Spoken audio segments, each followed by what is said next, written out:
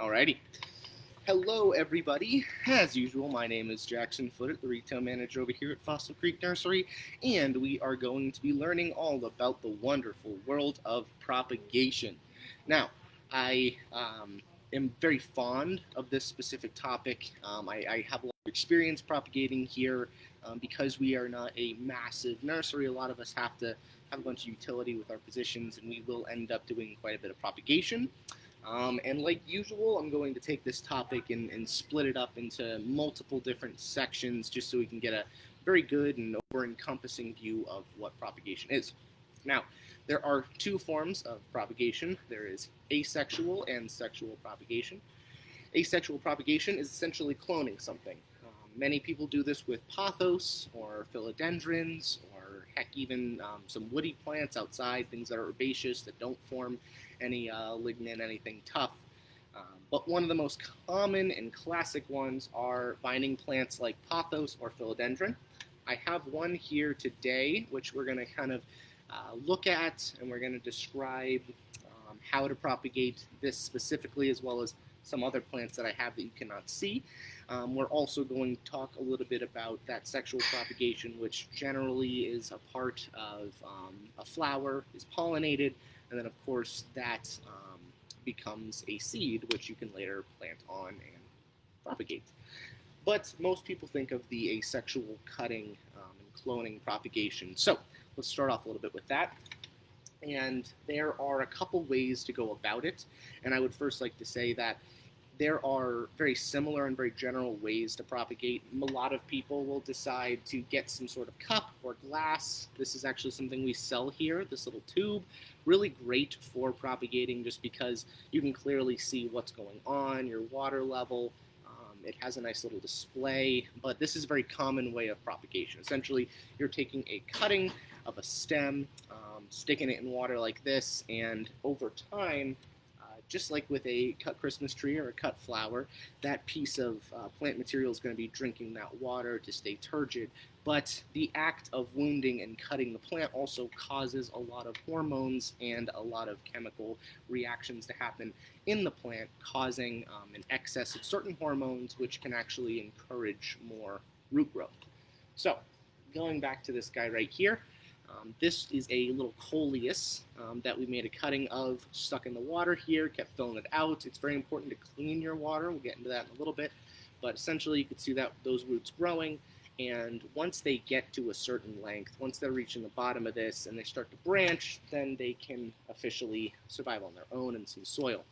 But going back to that original and classic propagation of vining plants like pothos or philodendron.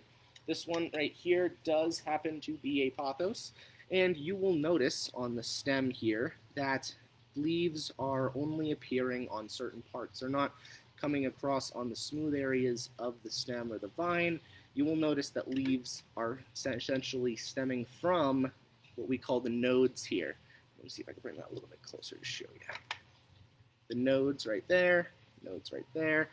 Now, these nodes are extremely important. A lot of plants that do vine, again, those philodendron, those pothos, etc., they will develop aerial roots on these nodes to help, number one, with structure, to hold on to things, to be somewhat epiphytic, meaning that they're growing on something. The secondary purpose is, of course, getting some water from the air and from little pockets where they can put those aerial roots when they're growing on something, as well as kind of some nutrient and air absorption as well, kind of taking the,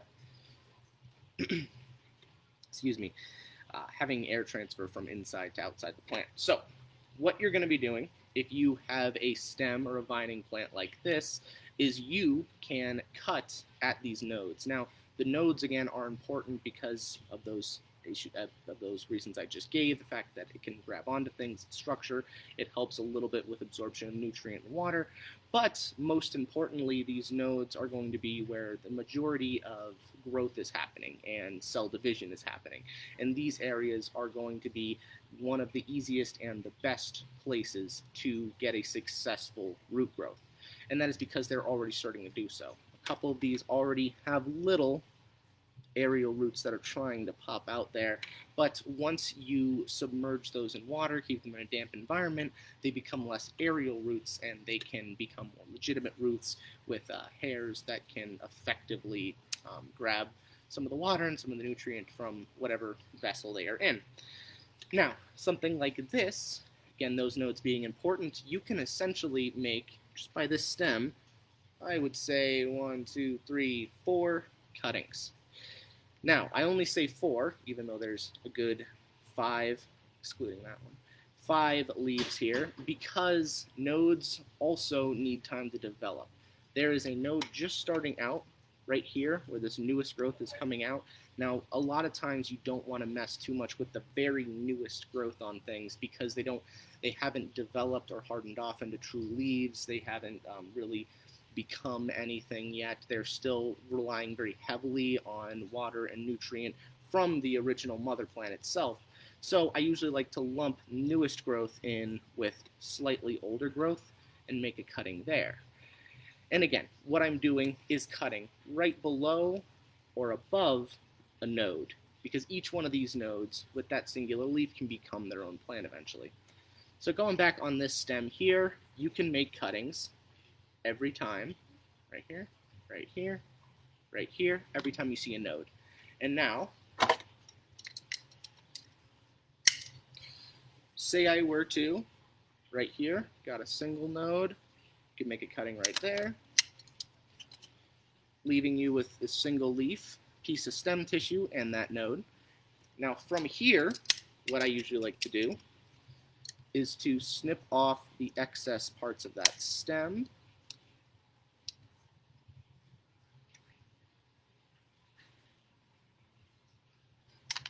which leaves you with this little leaf attached to this little node. Now, if I were to submerge this in water, it would be drinking water, doing very well, and then eventually from where you see this node, start to have roots that will go deeper into the water, into the soil, branch around. Now I'm giving you both water and soil options because you can do both. You can absolutely take something like this, stick it in a tube like that, and with a little bit of light and, of course, consistently filling up that water, it'll eventually produce roots. However, it's not the only way to do it. The other way you can do it is to put it directly into soil. I have a tray here of a bunch of little succulents that we have been propagating here at the nursery. If I were to take my little cutting and I were to want to put it in the soil, you could do a couple things. On top of cutting off the sides of the vine, leaving the node exposed, you can wound the node a little bit by scratching it, putting a blade to it. You don't want to mess it up too much, just because, again, we do have some aerial roots already trying to develop there. But you can, if you'd like, especially with stem cuttings, which we'll get into here in a second. But something like this, what I like to use is rooting powder. Now, rooting powder can be found, this is a Fertilome product. Other companies will make it as well, but we do carry the Fertilome. This has an active ingredient of something called IBA auxin. Now, IBA auxin is actually a natural plant hormone produced in the leaves, and it's sent down to the roots, among other things, to tell roots to branch, to expand, to grow. However, this is a powderized version, which I'm going to dip this cutting into. And as I do that, essentially what's going to happen is, as we wet this by watering it into the soil, there we go, just like that. And then you can stick that directly in the soil. Now, when you are sticking something that you just put in some rooting powder into the soil, what I like to do is first I like to dig a little hole, because if I were to just stick the cutting in, a lot of that powder is going to become dislodged and it won't be attached to the plant at all. Only the powder attached to the cutting itself is going to have any effect. If you watered this down and then poured it into the soil, it may have some effect, but it wouldn't be very much. So again, I'm making a little hole with my finger here. You could use tools as well, totally fine. I'll just use my finger. And then we can stick that cutting in, cover it up, and there we go. That is our little propagation leaf. Great example. I will not be able to do that specifically with the rest of the plants I have here, maybe just one more. But anything, again, vining, like the pothos here, will be more than happy just to be stuck into soil or into some sort of tube. In fact, they are generally considered to be the easiest to propagate out of a bunch of things, succulents and cacti and things that are made from bulbs like alocasias or stem cuttings. A lot of times vines can be very easy. Don't worry, I will be using the rest of the stem that I cut off. Next, and I would argue probably one of the easiest as well to propagate, are going to be succulents. Many succulents, like this jade here, are super easily propagated, and I'm going to show you exactly how. Just like with our original vine cutting here, I don't want to try and rip off our newest leaves here. Again, we are doing it just by leaf, but you can do stem tissue as well. I'm not going to be taking the newest leaves of my vine, my pothos here, and I'm not going to be taking the newest leaves of my jade right here at the end. Again, they're not mature yet. They haven't developed. They're still relying very heavily on the mother plant for its nutrient and water absorption. So if I were to try and propagate this jade, I could do it one of two ways. Number one, I can take a larger, more well-established leaf, and I can pinch that right from the end, and you are left with the jade leaf.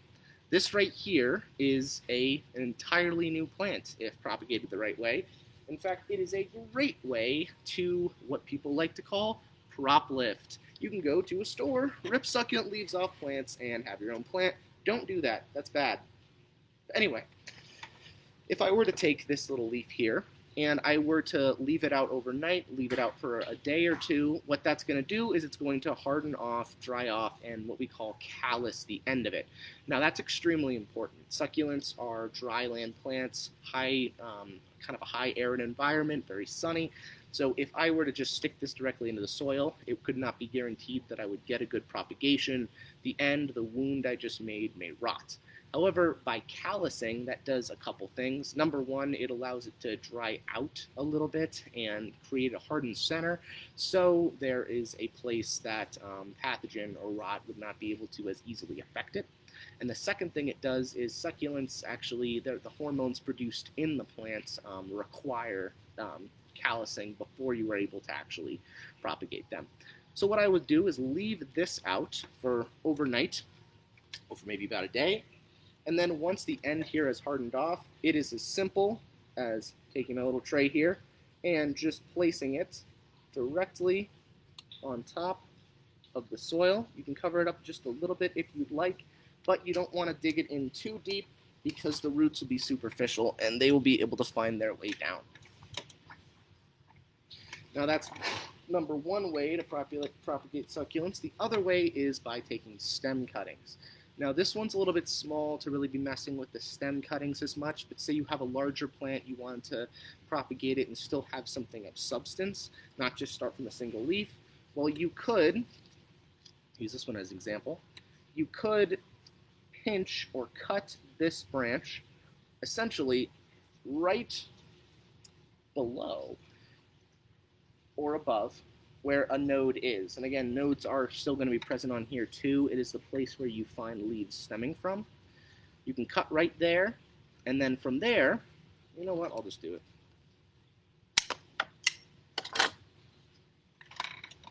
You have your stem that I just cut, again, leaving 1, 2,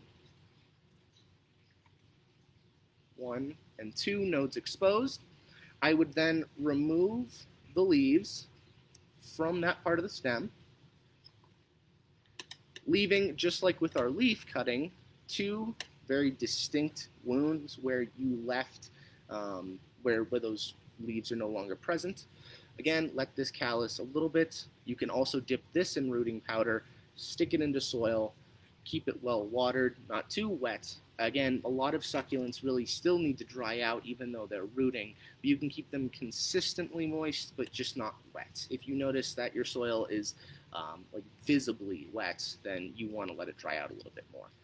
But you can dip this in rooting powder, stick it in the soil, keep it that consistent moisture, and here pretty soon you will have new roots to this. Again, all the cuttings I use I will be utilizing after the video.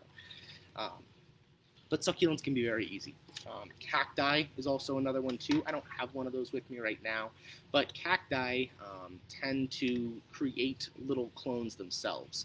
If you ever see a cactus maybe at like a Home Depot or a Lowe's or something like that, that has the green stem and then a very colorful piece of cactus on top, that is actually a graft. They took that base, that piece of cactus, they sliced the top of it, they took a very colorful cactus, which is not green, does not have any chlorophyll, and they grafted it. They essentially stuck it on top of the other part they just cut, taped that up, it all fused, and that's about how they do that. However, some cacti, especially those ones, you may notice these little kind of baby cacti growing on the main part, the top, the head, if you will, of that cactus. Well, those are easily, with some sort of clothespin or some sort of paper, plucked off, calloused, and stuck on top of the soil, much like that leaf we just did. So cacti can also be done that way as well.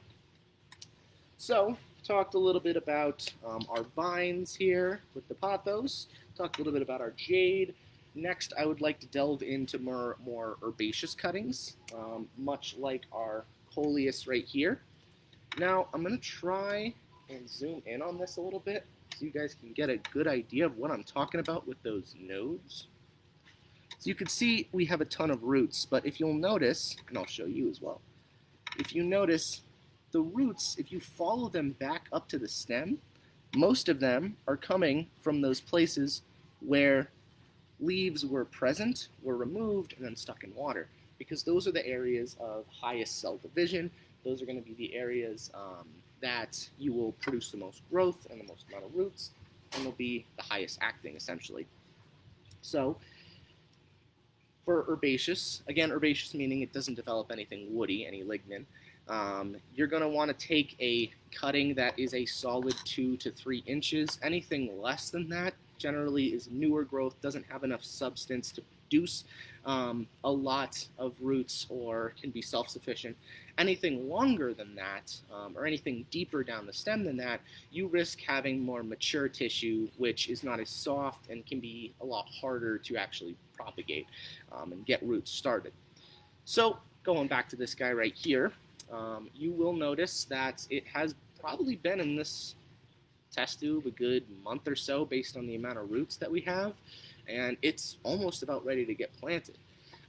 But this is just as easy as it is. You can take a cutting, put it into the water, and as long as you consistently fill it up, change it, keep it in a warm environment, and allow some sunlight to get to it, it's just this easy. Now, going back to what I talked about earlier about making sure that you are changing your water and constantly filling it up, is that roots, of course, they need to have a dry period in order to continue to grow, but if they stay too dry, if they're exposed to air too long, they will start to die and kind of rot out. So that's important to keep your water level up. The second thing is to constantly, I would say every couple days, if it's a small tube, or maybe once a week if it's a big tube, make sure you're changing that water. Dump out what water you have existing in here, fill it up with a nice lukewarm, clean water, and what that's going to do is prevent any rot or pathogen from infecting or affecting the roots themselves. Very important. So as long as you have a little bit of water, a little bit of sunlight, a nice kind of more consistent warmer temperature above 65, you guys are, it's really not that difficult. And that's for something herbaceous. Again, nothing that develops any woody stem to it, which is the next thing I'm going to go over. So I have a hibiscus here. This is a tropical hibiscus. There you go, a little flower. The tropical hibiscus, of course, is not hardy outside during the winter, but you can absolutely grow it well in the summer, or in the inside in the winter, sorry. And it is a lot easier to propagate something woody than you may think. We're going to be using a lot of the techniques that we've already talked about so far, but for example, let us take a look at this stem right here. Alrighty, this stem right here. Now you will notice a color variation as you get closer to the newest growth. It starts to turn, let's see if I can get it better. it starts to turn more and more green as you get to the top. That is because it's a newer growth, it's softer, it's more mature, and just like the other parts of this plant, we're going to be taking other plants here, we're going to be taking a look at what I'm going to do. So, when I go to decide to cut this branch right here, I am of course going to be looking for those nodes. Again, those places where leaves are stemming from there. If I cut right around that area, what I like to do is cut on woody plants just above, you may not be able to see it very well, just above where that leaf is.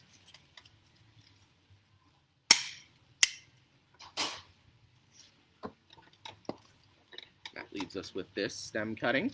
Again, this is the top of the next node. I'm still leaving this one intact because more leaves will spring from this node. Again, it's a place of cell division, it's a place of a lot of growth. So if you left any excess wood there, stem tissue, that wasn't a part of a node, it would just die off and rot. So you'll make sure you're cutting it as close to that node as possible.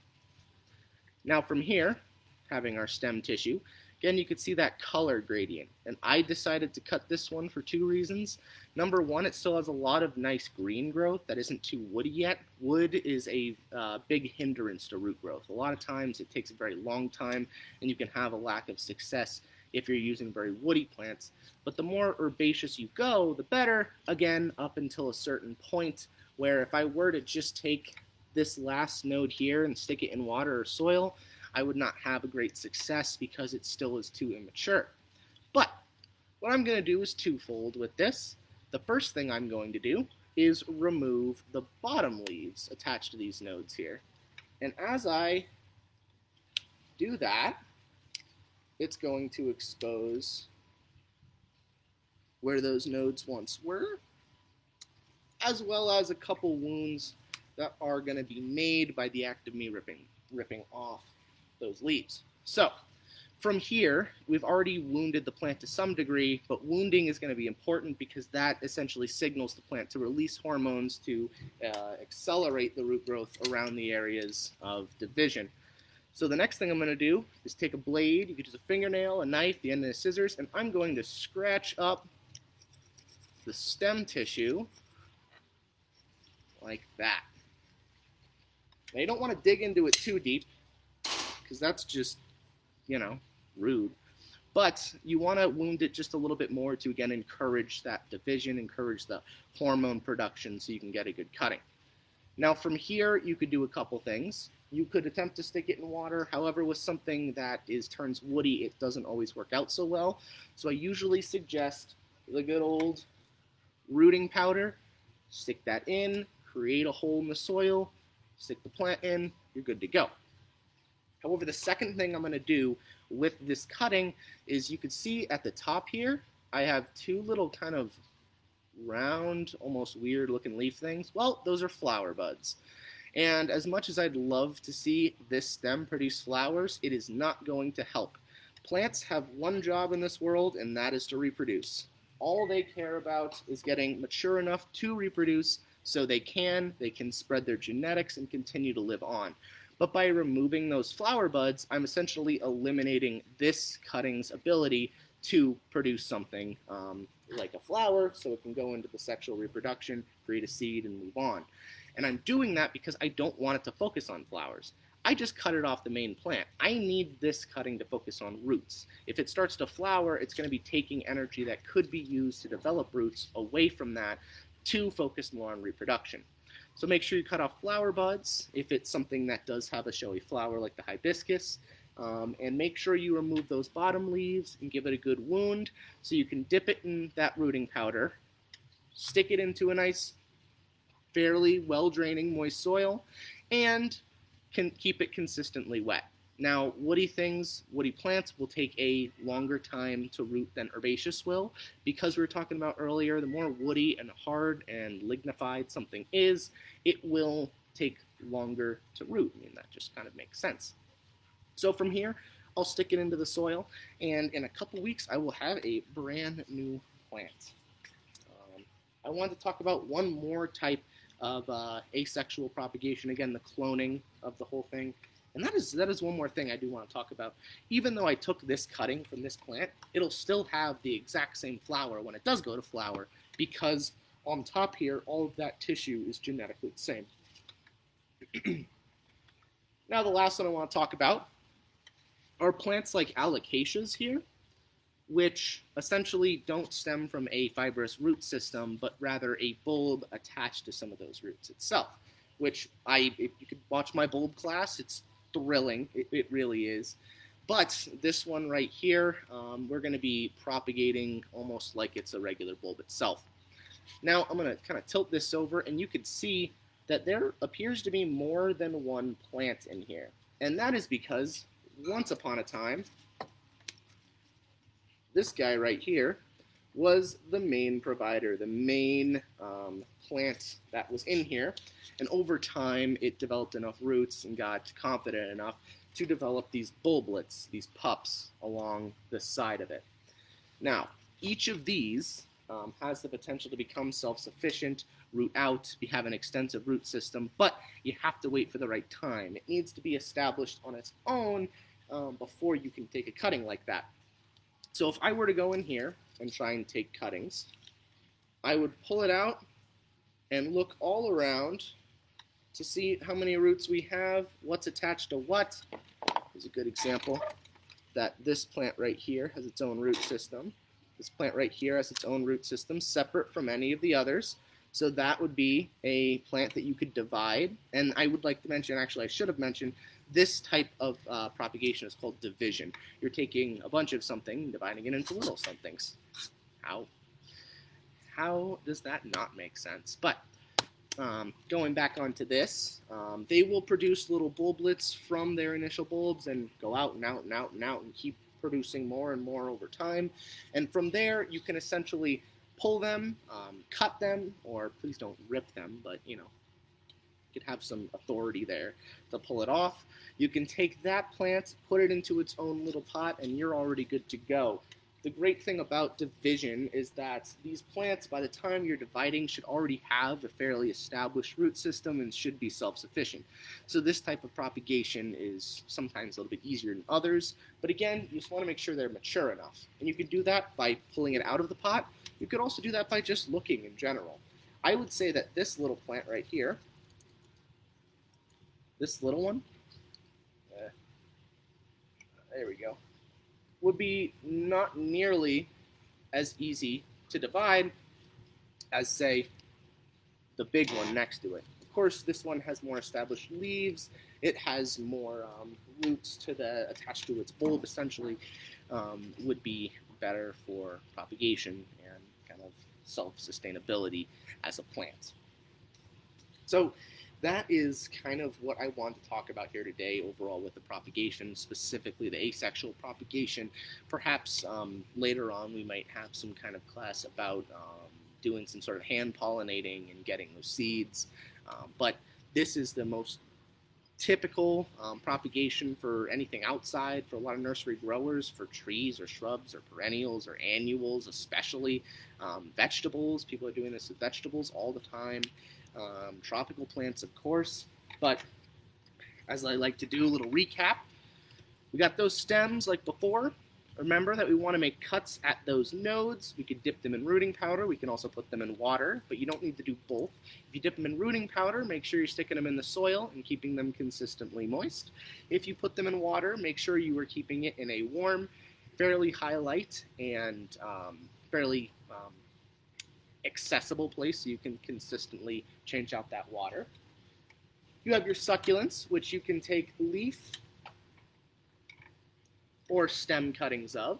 Leaves tend to be a little bit easier, especially if you don't have a lot of space, because you can just lean those on the soil of your existing plants in a pot. Like I could take a leaf and lean it right here, and after a while, separate that and put it in its own little pot.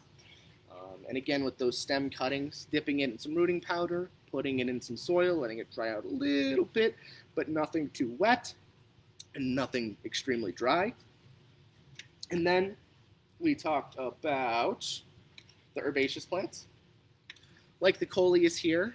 Another good one, there's zebra plants, which do very well with this. There is, oh, hold on.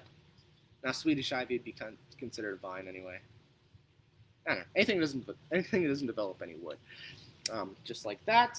And then we have those woody cuttings, of course, which you remove those leaves. You're grabbing new tissue, but not extremely new because it's still too immature.